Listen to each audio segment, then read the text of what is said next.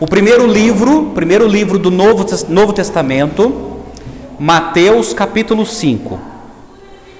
Abra lá, por gentileza. Primeiro livro do Novo Testamento, Mateus capítulo 25. E hoje eu quero fazer uma exposição do verso 31 ao 46. Abra lá, por gentileza. As escrituras sagradas, né? E que nessa noite Deus, mais uma vez, fale aos nossos corações, através da sua palavra. Então abra lá, por gentileza, e mantenha sempre a sua Bíblia aberta, para você conferir aquilo que será ensinado. Mateus capítulo 25, a partir do verso 31, todos acharam? Amém? Acompanhe comigo a leitura da Escritura, verso 31. Quando o Filho do Homem vier na sua majestade, e todos os anjos com ele, então se assentará no trono da sua glória. Todas as nações serão reunidas em sua presença, e ele separará uns dos outros, como pastor separa as ovelhas dos cabritos. Porá as ovelhas à sua direita e os cabritos à sua esquerda. Então o rei dirá aos que estiverem à sua direita: venham, benditos de meu Pai, venham herdar o reino que está preparado para vocês desde a fundação do mundo. Porque tive fome e vocês me deram de comer, tive sede e vocês me deram de beber, eu era forasteiro e vocês me hospedaram, eu estava nu e vocês me vestiram, enfermo e vocês me visitaram, estive preso e vocês foram me ver. Então os justos perguntarão: quando foi que vimos o Senhor com fome e lhe demos de comer? Ou com sede e lhe demos de beber? E quando foi que vimos o Senhor como forasteiro e o hospedamos? Ou nu e o vestimos? E quando foi que vimos o Senhor enfermo ou preso e fomos visitá-lo? O rei, respondendo, lhes dirá: em verdade lhes digo que sempre que o fizeram a um destes meus pequeninos irmãos, foi a mim que o fizeram. Então o rei dirá também aos que estiverem à sua esquerda: afastem-se de mim, malditos, para o fogo eterno, preparado para o diabo e seus anjos. Porque tive fome e vocês não me deram de comer, tive sede e vocês não me deram de beber, sendo forasteiro, vocês não me hospedaram, estando nu, vocês não me vestiram, achando-me enfermo e preso, vocês não foram me ver. E eles perguntarão: quando foi que vimos o Senhor com fome, com sede, forasteiro, nu, enfermo ou preso, e não o socorremos? Então o rei responderá: em verdade lhes digo que sempre que o deixaram de fazer a um destes mais pequeninos, foi a mim que o deixaram de fazer. E estes irão para o castigo eterno, porém os justos irão para a vida eterna. Vamos orar mais uma vez? Pai, nós dependemos do Teu Espírito, ó Deus, para entender isso. É um texto contundente e verdadeiro. Mas rogamos a Ti, Pai, que nesse momento o Teu Espírito Santo, que sonda os corações, venha iluminar nossa mente, para entender a Tua palavra, Senhor, o Teu recado, a Tua Santa Escritura. Fala conosco, ó Deus. Nós estamos aqui com o coração aberto, com a mente aberta, humildemente se submetendo a Ti. Tudo o que desejamos é entender a Tua palavra, Senhor. Fala conosco, ó Deus, nessa noite. Nós oramos, te agradecemos pela oportunidade em nome do Senhor Jesus. Amém e amém. Amados, Mateus capítulo 25, hoje, pela graça de Deus, nós estaremos encerrando mais um capítulo do Evangelho de Mateus. E aqui na minha introdução, eu quero compartilhar com vocês aquilo que eu tenho falado, mas vale a pena ver de novo. Mateus 24 e Mateus 25 é o sermão escatológico ou o sermão profético. A palavra escatologia no grego significa o estudo das últimas coisas. Então Mateus 24 e Mateus 25 é o quinto sermão doutrinário de Jesus. E o que Jesus trata nesses dois capítulos? Ele fala do fim do mundo, ele fala do fim da raça humana, ele fala do fim de todas as civilizações e ele fala da segunda vinda dele. É isso que Jesus trata nesses dois capítulos, sobre o fim e sobre a sua segunda vinda aqui nessa terra. Pois bem, eu quero recapitular com vocês aquilo que nós já ouvimos. Por exemplo, em Mateus 24, verso de 1 a 14, nós vimos sobre os sinais do fim dos tempos. Então a gente viu várias profecias que já aconteceram, que estão acontecendo agora e outras que há de acontecer no futuro. E esses sinais do fim dos tempos, Jesus chama de o princípio das dores. Depois nós vimos do verso 15 ao 26 a grande tribulação. Assim como houve uma grande tribulação no ano 70, lá em Israel, quando o exército romano invadiu Israel, Jesus deixa bem claro que um dia haverá uma grande tribulação no planeta Terra e todos os cristãos serão perseguidos, serão brutalmente perseguidos. Nós vimos também do verso 27 ao 44 a segunda vinda de Cristo. Nós vimos em detalhes como Jesus vai vir. E nós vimos no texto sagrado que ele virá de maneira visível, de maneira audível, de maneira gloriosa. E nós vimos no verso 45 e até o verso 51 sobre a parábola dos dois servos. Adentrando Mateus capítulo 25, nós vimos do verso de 1 a 13 a parábola das 10 virgens. O que Jesus quis ensinar com essas parábolas? Que enquanto ele não vem, nós precisamos estar em vigilância. Depois nós vimos em Mateus 25, verso 14 a 30, a parábola dos talentos. O que Jesus quis ensinar? Que enquanto ele não volta, nós precisamos o quê? Trabalhar, servi-lo, para que o evangelho venha a ser espalhado nesse mundo.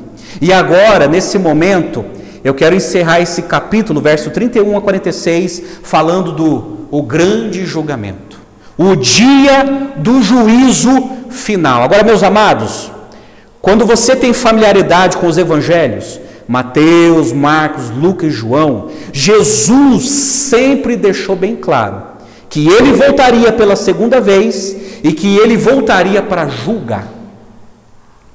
A Bíblia diz que na sua primeira vinda ele veio como cordeiro, o cordeiro de Deus. Ele veio para ser sacrificado por nós, mas a Bíblia também advoga que na sua segunda vinda ele virá como o leão da tribo de Judá. Ele vai vir com poder para julgar. Então haverá prestação de contas. E aí eu quero chamar a sua atenção para a exposição do texto. Então mantenha a sua Bíblia aberta, a sua Bíblia ligada, que eu quero explicar algumas questões aqui do texto e depois eu quero fazer algumas aplicações para a nossa vida, para a nossa espiritualidade. Olha o verso 31 na sua Bíblia, que Jesus ele fala assim: quando o Filho do Homem vier na sua majestade e todos os anjos com ele, então se assentará no trono da sua glória. Interessante que Jesus aqui ele está usando uma imagem que era muito comum na sua época, no século I. A imagem da monarquia, um rei vindo com poder e glória. Assim era naquela época, principalmente quando tinha batalhas, quando um rei saía com seu exército para uma batalha e ele voltava vitorioso, ele voltava todo glorioso, todo poderoso por causa da sua grande vitória. E aí ele usa essa expressão, o Filho do Homem. Esse Filho do Homem com letra maiúscula se refere à sua humanidade e se refere também a Jesus como Messias. aquele tão prometido no Antigo Testamento, e ele está dizendo para os seus discípulos o seguinte: olha, eu sou o Messias e um dia eu vou voltar. E ele diz assim que ele voltará com toda a sua majestade e com os seus anjos. Então um exército de anjos acompanharão a Jesus quando Jesus voltar. Miríades de anjos, um exército celestial estará na companhia de Jesus, e Jesus deixa bem claro no finalzinho do verso 30, 31, que ele se assentará no seu trono de glória, e que o livro de Apocalipse chama o nome desse trono de o trono branco, o trono em que Jesus se sentará, e ele vai julgar cada um de nós. E ele descreve que haverá um trono como um rei, assim como naquela época, era muito comum na época de Jesus, a monarquia, e os reis e os imperadores sentarem no trono para poder julgar. Jesus, ele está dizendo aqui o seguinte: olha, eu também tenho o meu trono, e um dia eu voltarei e vou julgar. Eu julgarei com todo o poder. Mas no verso 32, olha só quem estará presente no dia do julgamento. Diz o verso 32: todas as nações serão reunidas em sua presença, e ele separará uns dos outros, como o pastor separa as ovelhas dos cabritos. Porá as ovelhas à sua direita e os cabritos à sua esquerda. Está aí. Jesus deixa bem claro que quando ele voltar, de maneira gloriosa, de maneira poderosa, todas as nações estarão diante de Jesus. Estarão as nações que foram extinguidas, que não existem mais, e estará as nações de hoje e talvez as novas nações que vão nascer. E meus amados, certa vez eu vi no Google que há aproximadamente mais ou menos 200 nações no nosso planeta. É muita gente, é muita nação. Só que Jesus deixa bem claro que a plateia, o povo que estará diante dele, será todas as nações, do passado, do presente e do futuro. Todos os habitantes de nações e etnias e tribos estarão diante do Senhor. Eu sei que isso foge da nossa racionalidade, porque será trilhões e trilhões, muita gente diante de Jesus. Aí Jesus, ele introduz uma parábola, dizendo que ele vai agir como um pastor, e quando ele julgar, haverá separação. E ele deixa bem claro que as ovelhas estarão na sua direita e os cabritos à sua esquerda. Interessante que essa questão de posição direita e esquerda era um costume da tradição judaica, dizendo o seguinte: olha, a posição direita é uma posição de honra, a posição de esquerda é uma posição de rejeição. Então Jesus está deixando bem claro que quando ele voltar, na sua glória, ele se assentará no trono e haverá separação. Alguns serão honrados e outros serão rejeitados. E Jesus deixa isso bem claro. E ele diz isso baseado numa profecia em Ezequiel 34:17, lá no Antigo Testamento, em que o profeta disse assim: quanto a vocês, minhas ovelhas, assim diz o Senhor Deus, eis que julgarei entre ovelhas e ovelhas, entre carneiros e bodes. Então Jesus deixa bem claro que haverá um julgamento e haverá uma separação. E alguns estudiosos também, se utilizando da figura dos animais, deixa bem claro que aqueles que estarão à direita de Cristo são aqueles que o obedeceram de coração, que se submeteram ao Supremo Pastor. E os cabritos são os teimosos, os rebeldes, os orgulhosos que não se submeteram à regência de Cristo aqui na terra. Então haverá, gente, essa grande separação. E ele continua dizendo no verso 34: então o rei, Jesus usando essa linguagem da monarquia, então o rei dirá aos que estiverem à sua direita: venham, benditos de meu Pai, venham herdar o reino que está preparado para vocês desde a fundação do mundo. Jesus deixa bem claro que ele será esse rei, que ele será esse supremo pastor e que ele vai chamar os benditos do seu Pai. Venham, é um convite celestial, venham. Venham benditos do meu Pai, vocês que fizeram a vontade de Deus, vocês que me seguiram, vocês que me honraram, venham benditos de meu Pai. E é interessante que Jesus fala aí, venham herdar o reino que está preparado para vocês desde a fundação do mundo. Gente, isso aqui é muito profundo. Primeiro que Jesus está dizendo o seguinte, que ele é rei. Segundo, ele está dizendo o seguinte, ele tem um reino. Venham para o meu reino. E Jesus deixa bem claro, olha, está preparado para vocês desde a fundação do mundo. Ou, algumas traduções, antes da fundação do mundo. Sabe o que Jesus está dizendo aqui? Que antes de Deus ter criado céus e terra, o macrocosmo, o microcosmo, antes de Deus ter criado o universo, antes de Deus ter criado o primeiro ancestral Adão, Deus já tinha planejado e determinado os seus escolhidos. Deus, ele já decretou, visualizando o seguinte: o meu reino será implantado, o meu reino será concretizado e os meus filhos benditos estarão nesse reino. Esse reino foi preparado antes da fundação do mundo. Vai entender isso aqui, gente? Isso vai muito além do que a gente pode esquadrinhar e explicar. Jesus está defendendo o seguinte: olha, eu sou rei, e existe um reino, e esse reino foi preparado para vocês antes da fundação do mundo. Antes da fundação do mundo.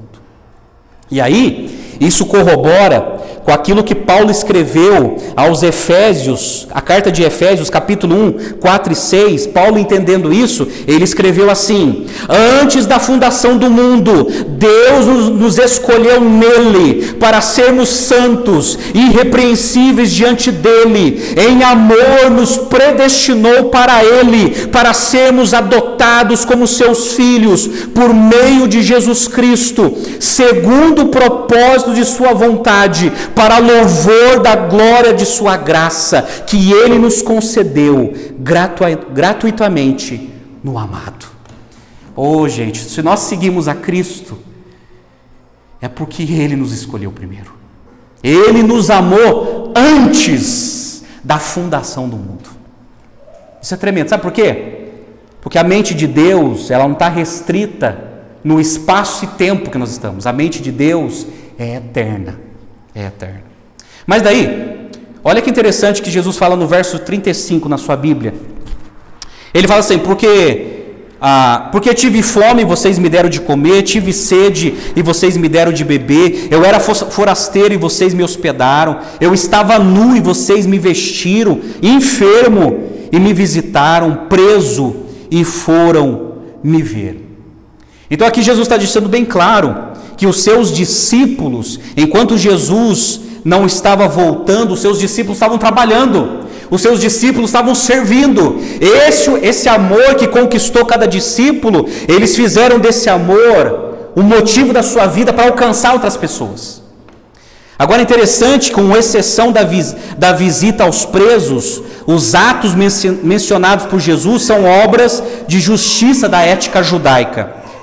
Prover ao pobre, tratar o estrangeiro com hospitalidade, visitar o enfermo, eram ações básicas da devoção judaica. Então olha só, Jesus, ele está pegando questões da ética judaica e falando o seguinte: olha, isso aqui que vocês valorizam tanto, é o que os meus discípulos estarão fazendo. E quando eu voltar, eu vou acolher esses discípulos que trabalharam para mim.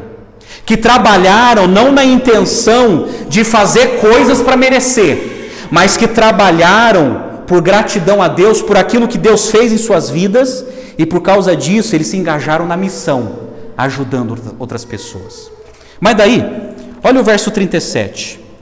Então os justos perguntarão: quando foi que vimos o Senhor com fome e lhe demos de comer, ou com sede e lhe demos de beber? E quando foi que vimos o Senhor como forasteiro e o hospedamos, ou nu e o vestimos? E quando foi que vimos o Senhor enfermo ou preso e fomos visitá-lo?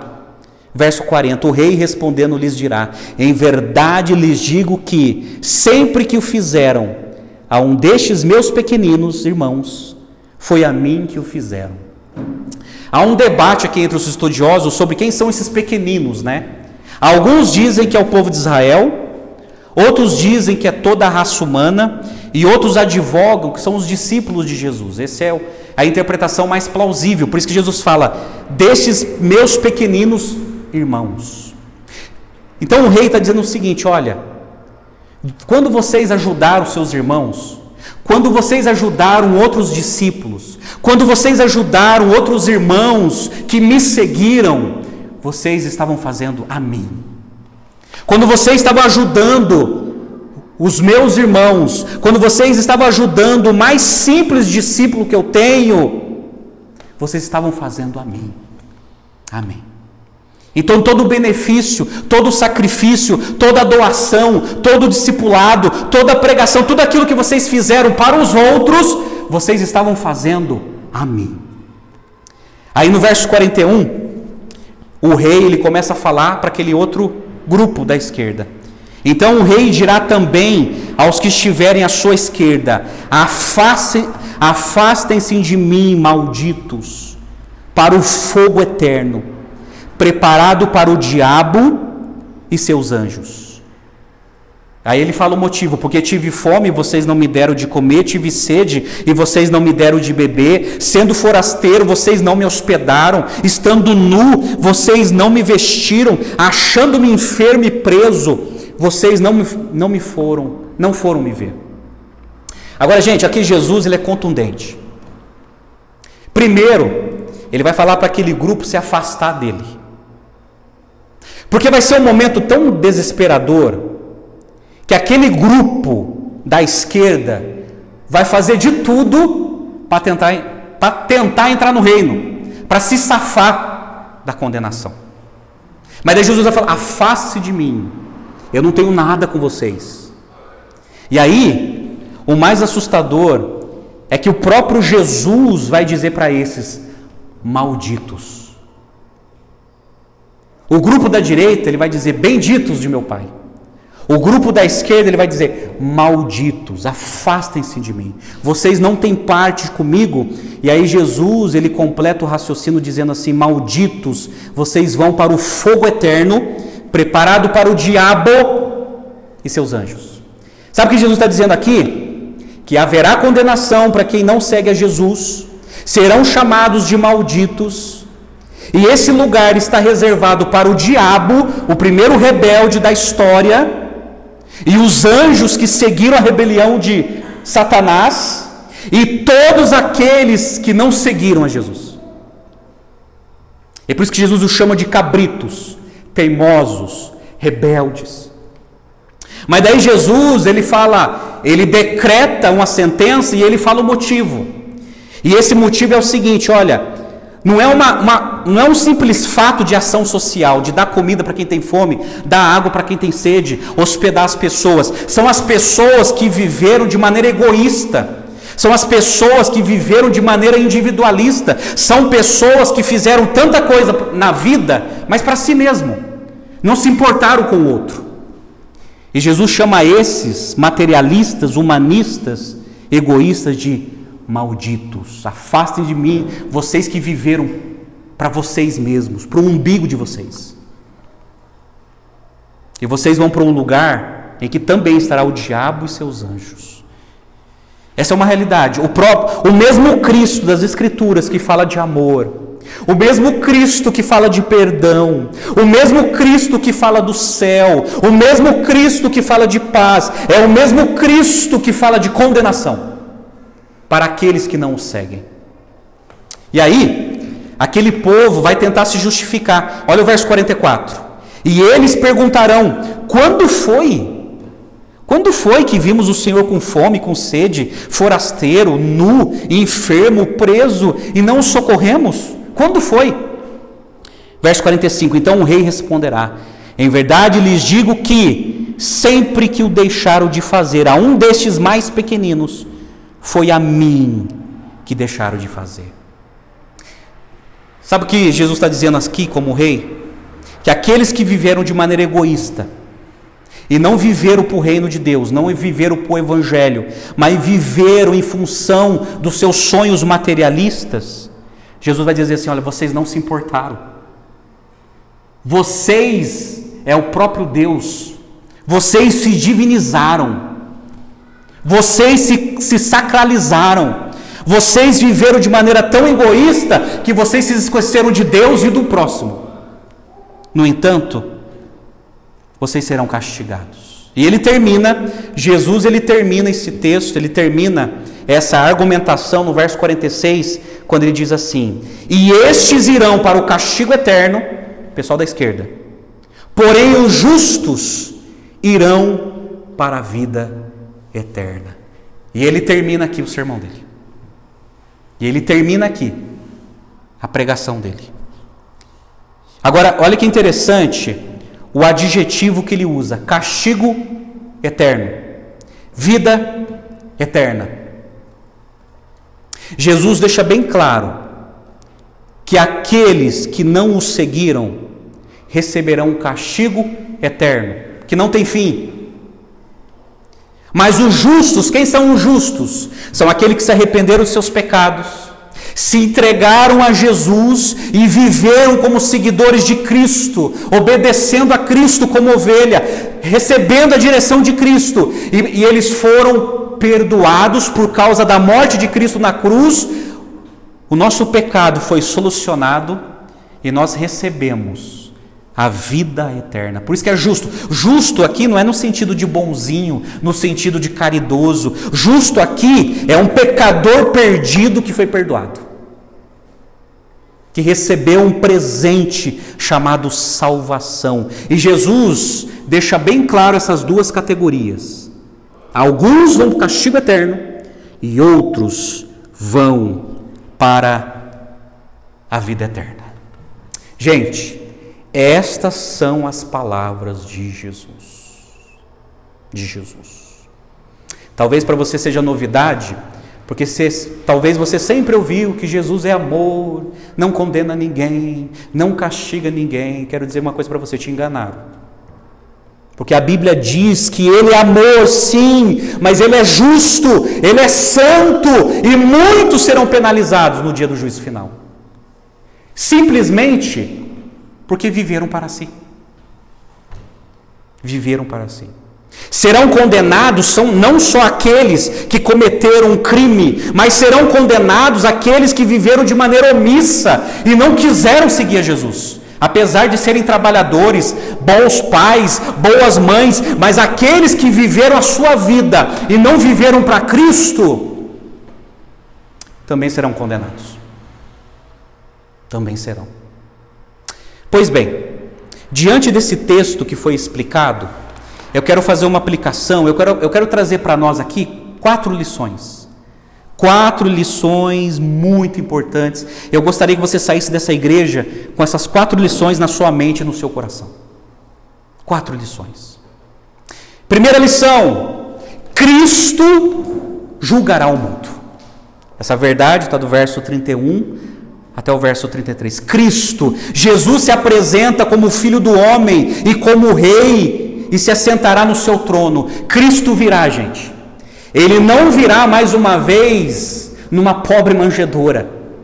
Ele não virá mais uma vez diante de uma serva humilde. Ele não virá mais uma vez numa cidade insignificante chamada Belém. Ele virá com poder e glória para julgar todos nós.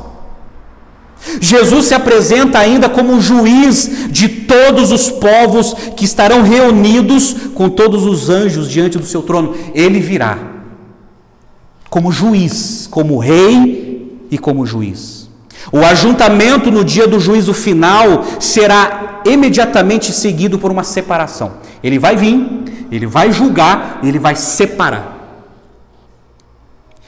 E é interessante que ele que foi julgado pelas pessoas, ele julgará as pessoas. Ele que foi condenado, ele condenará. seus juízes serão acusados, e ele, o acusado, ele que julgará. Ele vai julgar. É interessante que o Dr. Sproul, ele observa que esse tipo de ensinamento, olha que interessante, gente. O Dr. Sproul, ele foi um pastor presbiteriano nos Estados Unidos.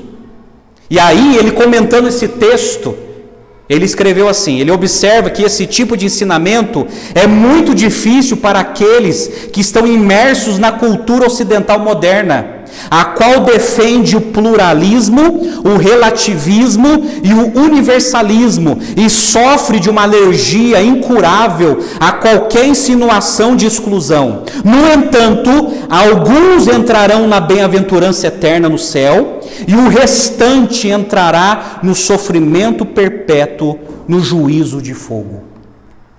E o Sproul, quando ele comentou isso aqui, lá nos Estados Unidos, era por causa disso, por causa do pluralismo. A mentira do pluralismo é o que ensina que todos os caminhos chegam a Deus. E é uma mentira, porque Jesus deixou bem claro que Ele é o único caminho que nos leva a Deus. E o Sproul falou isso também por causa do relativismo, isso é, olha, não existe verdade. Tudo é relativo, não existe verdade. A Bíblia não é uma verdade. E afinal de contas, eu tenho a minha verdade e você tem a sua verdade, então dá licença. Só que o Sproul falou que isso não interessa para Deus. E o problema também é o universalismo. Sabe o que é o universalismo, gente? É uma ideia errada de que, quando Jesus voltar, todo mundo será salvo. Até os rebeldes. Todo mundo. Todos serão salvos. E Jesus nunca ensinou isso. Jesus deixa bem claro: haverá salvos e condenados, ovelhas e cabritos, servos bons e fiéis e servos maus e negligentes. Jesus sempre deixou bem claro essas duas categorias. Agora, sabe o que é interessante? Que no verso 31, que diz que ele vai vir como Messias, o Filho do Homem. Diz que ele virá em sua glória como rei, com todos os seus anjos como general, e assentará no seu trono como juiz. Jesus, ele voltará nesse mundo como Messias, como rei, como general e como juiz. Na primeira vinda, ele veio como bebê, ele veio como filho de um carpinteiro, ele veio como um simples pregador, que nem fazia parte da elite religiosa. Na segunda vinda, ele vai vir como Messias, rei, general e juiz. Cristo vai julgar. Oh, gente, esse Jesus que fala de amor, ele vai vir para sentenciar. Deixa eu falar uma coisa para você: diante do trono de Cristo não tem jeitinho brasileiro, não tem suborno, não tem propina, não tem convencimento. Ele é o santo e reto juiz, e ele irá nos julgar. O pastor John Charles Riley, ele descreve essa cena da seguinte forma, olha que interessante, ele escreveu assim, abre aspas: todos os julgados serão divididos em duas grandes categorias. Não haverá mais distinção nenhuma entre reis e súditos, entre patrões e empregados, entre clérigos ou leigos. Não se fará menção alguma de denominações ou partidos religiosos, porquanto todas as distinções do passado terão sido eliminadas. Graça ou nenhuma graça, conversão ou não conversão, fé ou nenhuma fé, estas serão as únicas distinções que prevalecerão naquele dia. É isso. Vai ser julgado quem creu e quem não creu, quem seguiu e quem não o seguiu. Independente da igreja, independente do partido, independente da nacionalidade, Jesus julgará a todos nós. E aí, o apóstolo João, ele escreveu em Apocalipse capítulo 20, Jesus mostra para ele numa visão o que vai acontecer no futuro. E João tendo aquela visão, ele foi registrando em Apocalipse capítulo 20, verso 11, olha que João escreveu: vi um grande trono branco, e aquele que está sentado nele, a terra e o céu fugiram da presença dele, e não se achou lugar para eles. Vi também os mortos, os grandes e os pequenos, que estavam em pé diante do trono. Então foram abertos livros, ainda outro livro, o livro da vida foi aberto, e os mortos foram julgados segundo as suas obras, conforme o que estava escrito nos livros. O mar entregou os mortos que nele estavam, a morte e o inferno entregaram os mortos que neles havia, e foram julgados um por um, segundo as suas obras. Então a morte e o inferno foram lançados no lago de fogo. Esta é a segunda morte, o lago de fogo. E se alguém não foi achado escrito no livro da vida, esse foi lançado no lago de fogo.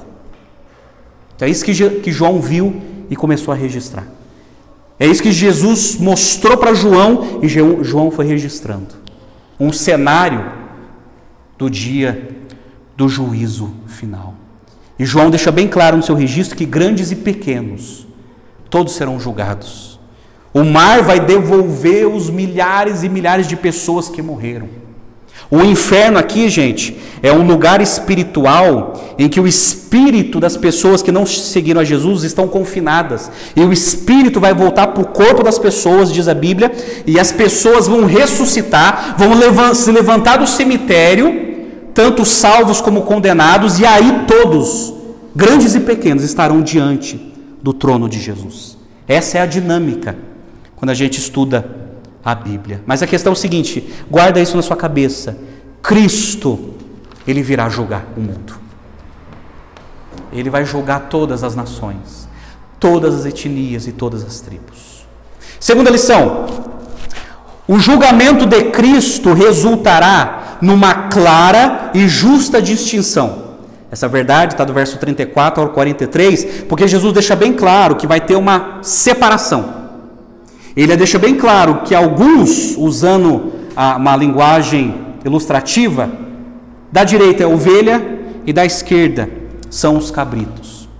A grande distinção dos seres humanos naquele grande dia do juízo não será entre ricos e pobres, entre doutores e analfabetos, entre religiosos e ateus, entre brancos e negros, mas entre os que são benditos do Pai e os que são malditos, os quais acabarão banidos para o fogo eterno. Nesse dia, homens e mulheres serão não apenas julgados com justiça, mas separados eternamente para destinos distintos e opostos. Todos serão enquadrados em apenas dois grupos: ovelhas e cabritos, salvos e perdidos, bem-aventurados ou condenados. As ovelhas são identificadas como justos, verso 37, e serão colocados à direita do Supremo Juiz. Os cabritos serão identificados e chamados de malditos, e serão colocados à esquerda do Supremo Juiz. Gente, vai ter dois grupos distintos. Dois grupos distintos. Aquele que Jesus chama de ovelha, benditos do Pai, os bem-aventurados, são aqueles que se arrependeram dos seus pecados, que pararam de confiar em si mesmo, que pararam de confiar na sua religiosidade, na sua caridade, na sua ética, e confiaram no sacrifício de Cristo na cruz em favor de nós. Que Jesus morreu na cruz para nos salvar. Isso, por causa disso, nós recebemos fé, que nos habilitou a crer em Cristo, e isso promoveu em nós arrependimento, uma mudança de mente. E a partir disso, tomamos uma santa decisão: seguiremos a Jesus. Viveremos para Jesus. Obedeceremos os mandamentos de Jesus. Nós queremos viver para a glória de Cristo. Esses são os benditos do Pai, que são chamados de ovelhas. Mas Jesus deixa bem claro e distinto que há um grupo que não se arrependeram dos seus pecados, que confiaram em si mesmo e por causa dessa egolatria não seguiram a Jesus. Não se importaram com o caminho de Jesus. Não se importaram com as ordens de Cristo. Não se importaram com aquilo que Jesus veio ensinar. Como vos falei, não será sentenciado só aqueles que promoveram o mal, que promoveram a maldade, mas também serão sentenciados aqueles que não promoveram nenhum crime, mas também tomaram a decisão de não seguir a Jesus. Esses também, como político corrupto, como pedófilo, como estrupador, também serão condenados, porque não se interessaram em seguir a Jesus. Isso é muito grave, gente. Isso é muito grave. E aí, Jesus deixa bem claro que serão condenados, serão lançados o diabo e seus anjos.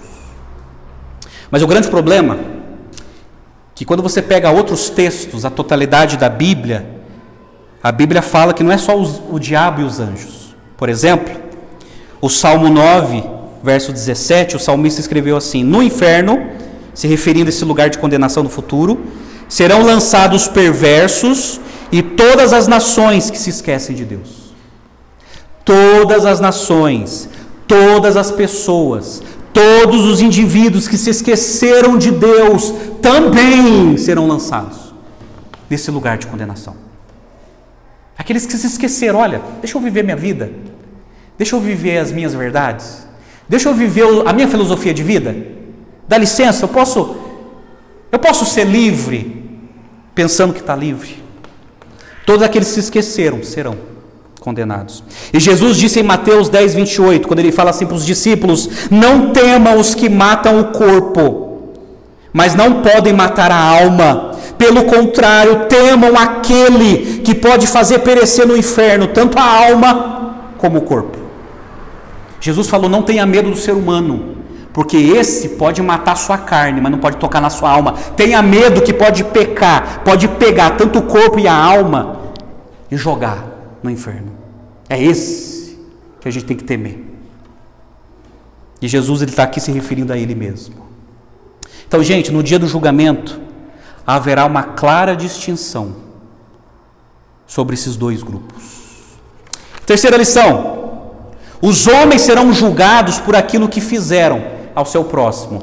Verso 34 a 45. Agora presta atenção, aqui Jesus, ele não está advogando, ele não está ensinando que o critério da salvação vai ser as boas obras. Não é isso que Jesus está ensinando. Que através das boas obras, dando comida, dando bebida, dando roupa, através dessa caridade, que é através disso que vai produzir salvação na pessoa, que a pessoa vai ser autojustificada por causa das coisas praticadas. Não é isso. O que Jesus está advogando é o seguinte aqui: aqueles que foram alcançados pelo Evangelho, aqueles que foram convertidos, terão na sua vida esse engajamento de ajudar o próximo. Então Jesus deixa bem claro que as obras é a evidência da verdadeira fé. As obras é a evidência da nossa conversão. Então a nossa salvação, a causa da nossa salvação não é as nossas obras. A causa da nossa salvação é aquilo que Jesus fez por nós. Mas qual é a evidência disso na nossa vida? As obras. Aquilo que fazemos. Então aquilo que você faz, quando você prega, quando você evangeliza, quando você ajuda as pessoas, isso está evidenciando que realmente você é de Jesus. Que você é de Jesus. Deu para entender essa questão? Nós não somos salvos por aquilo que fazemos, somos salvos por aquilo que fizeram por nós. E a consequência da nossa vida tem que ser as obras. E aí, gente, isso aqui é tão terrível que Tiago fala assim, que se não houver obras, isso mostra muitas vezes que a pessoa não é convertida. Por quê? Como ele escreveu lá, a fé sem obras é morta. Mas as obras, ela evidencia a verdadeira fé em que nós fomos salvos e perdoados. E aqui é um problema muito grande, porque aqueles que não estão engajados, aqueles que não estão praticando boas obras, isso evidencia na pessoa que não houve conversão, porque vive para si mesmo. Mas quando nós somos impactados com o Evangelho, a gente quer servir, a gente quer trabalhar, a gente quer ajudar, a gente quer se envolver. E é isso que Jesus vai estar analisando. Agora, precisamos entender aquilo que Paulo escreveu em Efésios 2, verso de 8 a 10. Guarde esse versículo aqui no seu coração. Paulo escreveu assim: porque pela graça vocês são salvos, mediante a fé. E isso não vem de vocês, é dom de Deus. Não vem de obras, para que ninguém se glorie, para que ninguém se orgulhe. Pois somos feitura dele, criados em Cristo Jesus para as boas obras, as quais Deus de antemão preparou para que andássemos nela. Nós somos salvos pela graça mediante a fé, não pelas obras, para que ninguém se orgulhe. Isso é, olha, sabe por que eu sou salvo? Porque eu sou bom. Sabe por que eu sou salvo? Porque eu sou honesto, nunca cometi um crime. Sabe por que eu sou salvo? Porque todo dia eu dou comida para os moradores de rua. Por causa disso, eu tenho um mérito, eu sou salvo. E Paulo está dizendo, não, as obras é consequência da salvação que a gente recebeu de Cristo. Nós somos salvos pela graça, mediante a fé. E as obras são questões maravilhosas que Deus colocou na nossa vida para que praticássemos. Então, no dia do juízo final, isso vai ser evidenciado. No dia do juízo final, isso que vai ser evidenciado e analisado. Olha, bendito de meu Pai, venha para o reino que Deus preparou para você, porque mesmo você não vendo esse reino, você trabalhou em prol desse reino. Você se importou com esse reino. Entra na alegria do teu Senhor. Quarta e última lição. O julgamento final resultará em bem-aventurança e punição. Verso 34, verso 41 e verso 46. Jesus deixa bem claro, meus amados, que quando Ele voltar, haverá bem-aventurança e punição. Haverá salvação e condenação. E uma coisa que eu te pergunto com muito carinho, falando a verdade em amor. O que você acha que vai acontecer com você? Você será salvo ou você será punido? Você vai para o castigo eterno ou para a vida eterna? O que vai acontecer com você?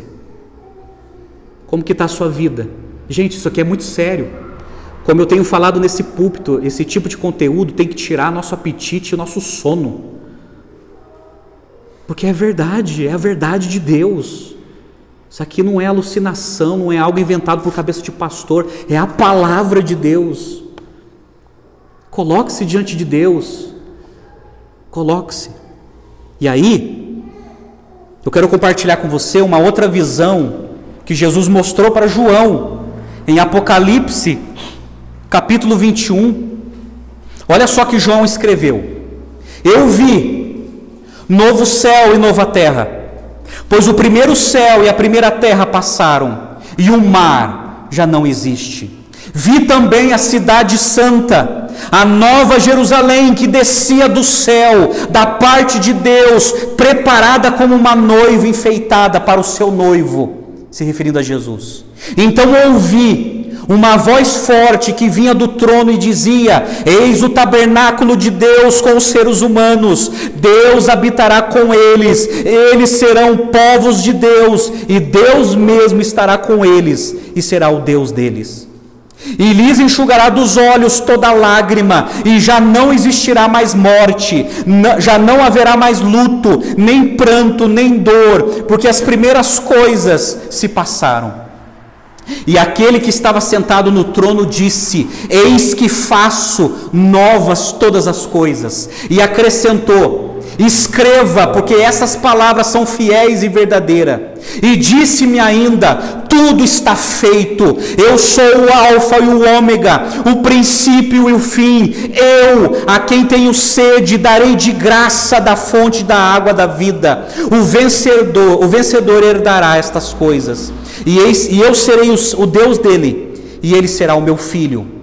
Aí ele fala assim, verso 8: quanto, porém, aos covardes, aos incrédulos, aos abomináveis, aos assassinos, aos imorais, aos feiticeiros, aos idólatras e a todos os mentirosos, a parte que lhes cabe será no lago que está queimando com fogo e enxofre, a saber, que é a segunda morte. Sabe que João viu? Aquilo que Jesus já tinha ensinado em Mateus 25. Jesus mostrou para ele a nova Jerusalém, O reino que Jesus vai implantar aqui nessa terra. E ele viu a glória de Jesus, e Jesus falando: olha, eu sou o alfa e o ômega, eu sou o princípio e o fim. Escreva isso, João, para que toda a posteridade de discípulos possa entender que eu vou voltar e vou implantar o meu reino. Mas ficarão de fora. Ele apresenta uma lista: os covardes. Quem são os covardes? São aqueles que sempre viveram em cima do muro.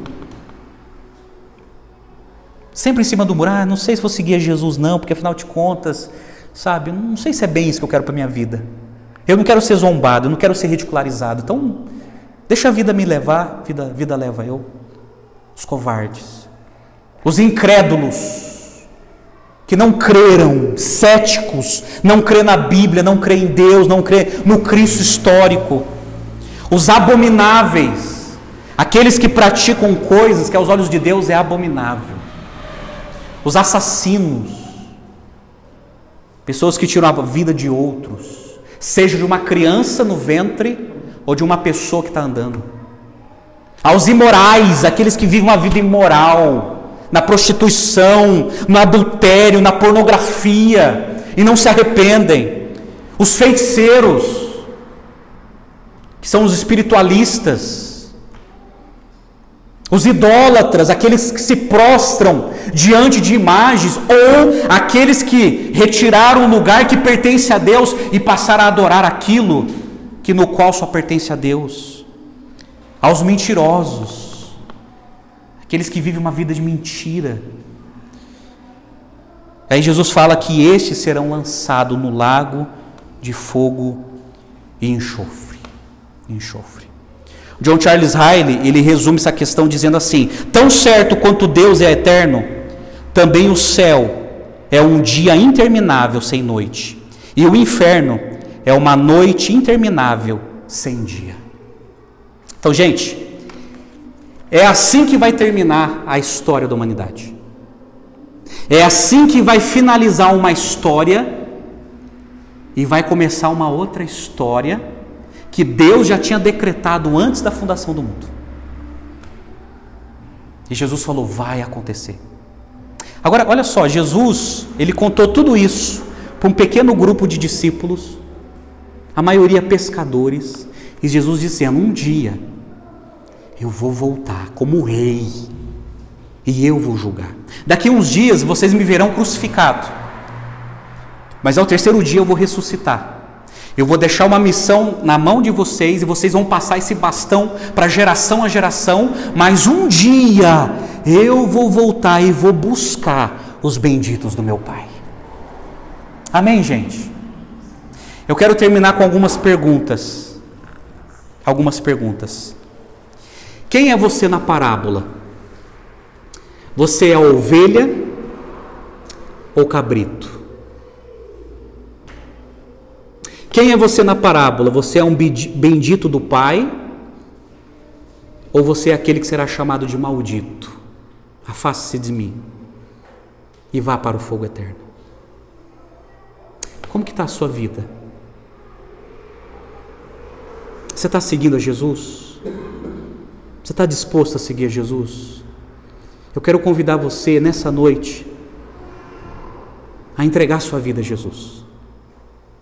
A entregar sua vida a Cristo. Pastor, eu entendi que eu preciso seguir a Cristo, eu entendi que eu preciso me arrepender dos meus pecados, eu entendi que eu não posso viver para si mesmo como um ególatra, eu preciso viver para a glória de Deus, eu preciso viver para Jesus. É isso que eu quero para a minha vida. Então eu convido você nessa noite a se entregar a Jesus, sem reservas, se entregar, obedecê-lo, amá-lo, confiar nele como seu Salvador, obedecê-lo como seu Senhor e amá-lo como seu Deus, porque um dia ele virá buscar os benditos do Pai. Amém? E você que já está nessa caminhada, eu convido você a avaliar a sua vida, principalmente agora que a gente vai participar da ceia do Senhor. Como que está a sua vida de santificação? Lembre-se, a nossa vida revela a situação da nossa alma. Vamos orar? Pai, Obrigado pela tua palavra, Senhor. Obrigado, Pai, porque mesmo não merecendo, e sabemos disso, não há mérito nenhum em nós, o Senhor nos alcançou, o Senhor nos perdoou, o Senhor nos regenerou, o Senhor nos salvou, o Senhor nos transformou. Nós queremos, ó Pai, espalhar essa mensagem a todo o globo, a toda a nossa nação e cidade, Pai.